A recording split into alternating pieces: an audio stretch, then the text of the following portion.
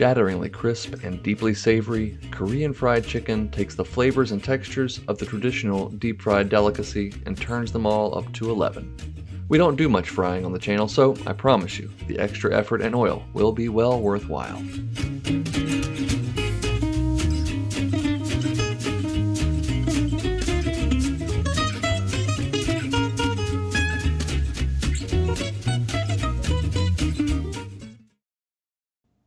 First up, we'll need to make these pickles. We'll start by adding some vinegar to a bowl, followed by plenty of sugar, along with maybe half of a white onion, which I very thinly sliced. We'll also add some spices, go in with some salt, a few pinches of red pepper flakes, some mustard seeds, maybe a couple teaspoons of those, handful of fresh dill, some black peppercorns as well. Go ahead and pop that into the microwave for 2 to 3 minutes, or until the salt and sugar and everything have dissolved into the vinegar. Next up, we'll take a couple of cucumbers here and just very thinly slice those using a mandolin. You could do this by hand if you have good knife skills, but the mandolin is definitely the way to go. Make sure all of those slices are submerged in that pickling liquid, and then use a plate or something to top it off, keep them submerged, and pop those in the fridge, and once they are cool, they will be more or less ready to eat, but obviously the longer they sit, the better they get. I think 2 to 3 days is the minimum. Next up, we'll make a marinade for our chicken. Add some rice wine to a bowl, followed by some grated ginger, salt, pepper, and dark soy sauce.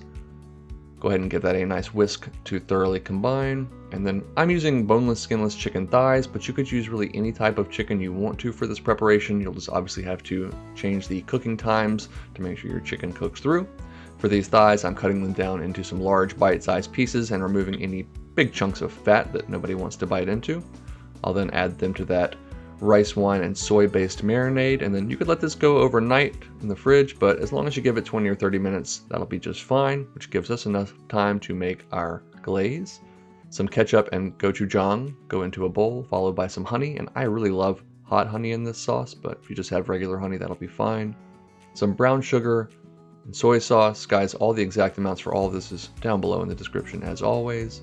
We'll hit that with some minced or grated garlic, some toasted sesame oil, and then give all that a good solid whisk.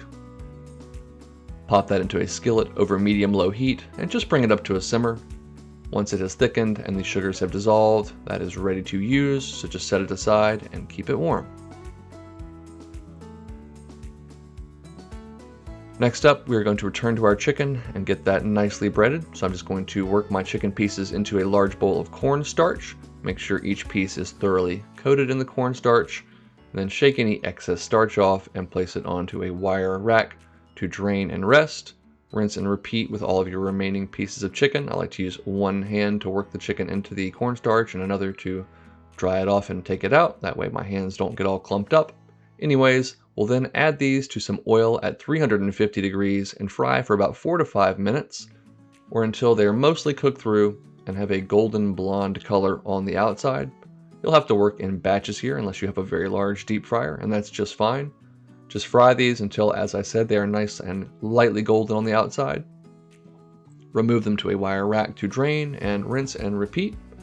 Once all of your chicken has been fried once, crank that oil up to 375, and we're going to fry these pieces for about 2 more minutes or so until they take on a deeply savory, dark golden brown color and crust on the outside. And of course, that chicken thigh meat should be cooked through to 170 degrees, but because it is chicken thigh meat, even if we overcook it or cook it pretty hard, it's going to still be flavorful and moist and juicy. It's so crispy and crunchy thanks to that cornstarch coating on the outside. Once they are beautiful looking like that, we'll just remove them, let them drain for a few minutes on a wire rack. You can also pop them into a warm oven if you need to keep them warm.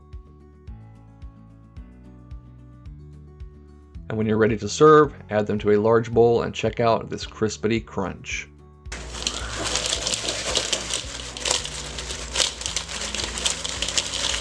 Just toss those crunchy pieces of chicken around in that warm gochujang and ketchup glaze, and man, we are just about ready to dive in and eat some crunchy, savory Korean fried chicken. I'm plating this up with some steamed white rice, course, we're going to garnish it, or serve it I should say, with those quick pickles. Top it with some sesame seeds, some thinly sliced green onions for a garnish, and man, that is a beautiful plate of food. This chicken, as you just heard, is delightfully, shatteringly crunchy on the outside, but that sauce, that glaze, is deeply savory. Wonderful umami notes from the dark soy and light soy sauces. Obviously some great heat from the gochujang. You've got to get a bite of pickle in there. The dill notes, the sweetness and the mustard notes and those pickles just really alive on your palate. Man, it cuts through the richness and sweetness of that chicken. An absolutely great bite of food. You've got to break out the fryer, I get it, but it's totally worth it, so give it a try, or at least go make something delicious.